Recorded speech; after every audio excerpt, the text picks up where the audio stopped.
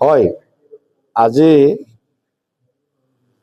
মই বিধায়ক নিৰ্বাচিত হোৱাৰ পিছত চৰকাৰী কাৰ্যসূচী হিচাপে এইটো প্ৰথম দিন মোৰ।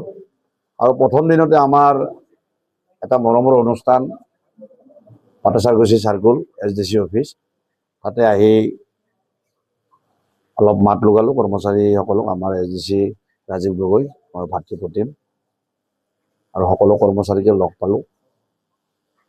বজালীৰ মানুহৰ এটা স্বাভিমান আছে, কৰ্মচাৰীবিলাকৰ পৰা ভাল ব্যৱহাৰ বিচাৰে আৰু কৰ্মচাৰীবিলাককো অফিচাৰবিলাকক ভাল ব্যৱহাৰ কৰিব বিচাৰে। এইটো আমাৰ এটা ট্ৰেডিশ্যন আছে আৰু সেইখিনি কথা তেখেতসকলৰ লগত কথা পাতিলোঁ। মুখ্যমন্ত্ৰী ডাঙৰীয়াই ইতিমধ্যে ঘোষণা কৰিছে যে যিবিলাক কৰ্মচাৰীয়ে কাম নকৰিব, অৱহেলা কৰিব, তেওঁলোকে চাকৰিৰ পৰা যাব লাগিব আৰু তেওঁলোকৰ ঠাইত কাম কৰা মানুহবিলাকক আমি নিযুক্তি দিব লাগিব। আমি কৰ্ম সংস্কৃতি আপোনালোকে দেখিছে, মুখ্যমন্ত্ৰী শপত লোৱাৰ লগে লগে গৈ নিজৰ কাৰ্যালয়ত বহি কৰ্মব্যস্ততা দেখুৱাইছে। এতিয়া আমি বিধায়কবিলাকে যদি তেখেতৰ এই কৰ্ম সংস্কৃতিক সন্মান নজনাওঁ, তেখেতৰ এই আশাবিলাক কেনেকৈ পূৰণ হ'ব? গতিকে বজালী সমষ্টিত মই আজি প্ৰথম চৰকাৰী কাৰ্যসূচীত ভৰি দিলোঁ। পাটাচাৰকুছি SDC অফিচ ভিজিট কৰিলোঁ। আমাৰ SDC ৰাজীৱ গগৈ সমন্বিত কৰ্মচাৰীসকলক লগ পালোঁ।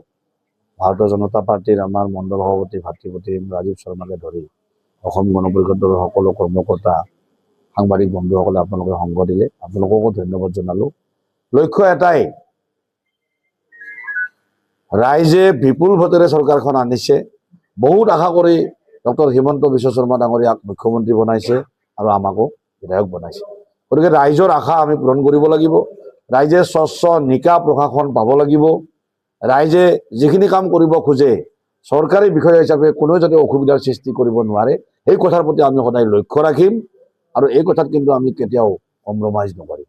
আৰু সেইকাৰণে আজি মই সকলো বিষয়া কৰ্মচাৰীক এটা কথাই অনুৰোধ জনালোঁ যে আপোনালোকে সদায় ৰাইজৰ পক্ষত থাকক, ৰাইজৰ দিগদাৰী নকৰিব।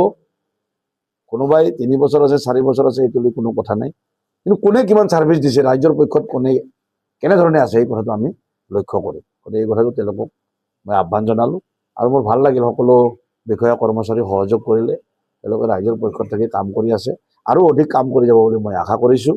গতিকে আমাৰ SDC অফিচৰ চাৰ্কুল অফিচাৰকে ধৰি যিসকল বিষয়া কৰ্মচাৰী আছে, মই সকলোকে আজিৰ এই মুহূৰ্তত মোৰ আন্তৰিক ধন্যবাদ জ্ঞাপন কৰিছোঁ। পালোঁ 3গৰাকীমান ছুটী আছে নেকি, মানে ছুটীত আছে।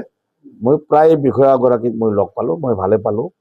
আৰু তথাপি মই আমাৰ SDC সাহেবক কৈছোঁ যে তেওঁলোকে যাতে নিয়মিতভাৱে ডিউটি কৰে, পাব্লিকৰ যাতে কোনো অসুবিধাৰ সৃষ্টি নকৰে। কিন্তু এটা কথা ঠিক, যদি কোনোবাৰ কিবা পাব্লিক কমপ্লেইন পাওঁ, তেতিয়া কিন্তু আমাক বেয়া পেলাম নাই, আমি এইটো নেচেচাৰী একশ্যন ল'মেই। সেইটো কিন্তু মই একেবাৰে স্পষ্টভাৱে জনাইছোঁ। দালালটো আজি ক'লোৱে যে মাটিৰ দালাল, এইবিলাক দালালি প্ৰথাটো বন্ধ হ'ব লাগে। মাটিৰ দালালৰ বিৰুদ্ধে বা যিকোনো প্ৰকাৰৰ দালালৰ বিৰুদ্ধে আমি থাকিম। ৰাইজক স্বচ্ছ নিকা প্ৰশাসন দিম বুলি আমাৰ মুখ্যমন্ত্ৰী ডাঙৰীয়াই প্ৰতিশ্ৰুতি দিছে। দালালক প্ৰশ্ৰয় আমি নিদিওঁ। গতিকে আমাৰ বিষয়া কৰ্মচাৰীসকলক আমি কৈছোঁ, বা পাব্লিকে যেতিয়া আহিব ডাইৰেক্ট তেওঁলোকৰ লগত যোগাযোগ কৰিব, কাৰ কি সমস্যা আছে বুজি ল'ব, আজি নোৱাৰি অহাকালি আহিবলৈ কৈ আপোনালোকে তেওঁলোকৰ বিষয়বিলাক সমস্যা সমাধান কৰি দিব। মাজত যাতে কোনো মানুহ হ'ব নোৱাৰে, দালাল হ'ব নোৱাৰে, তাৰ প্ৰতি সদায় লক্ষ্য ৰাখিব। এই কথাটো মই সকলোকে আহ্বান জনাম।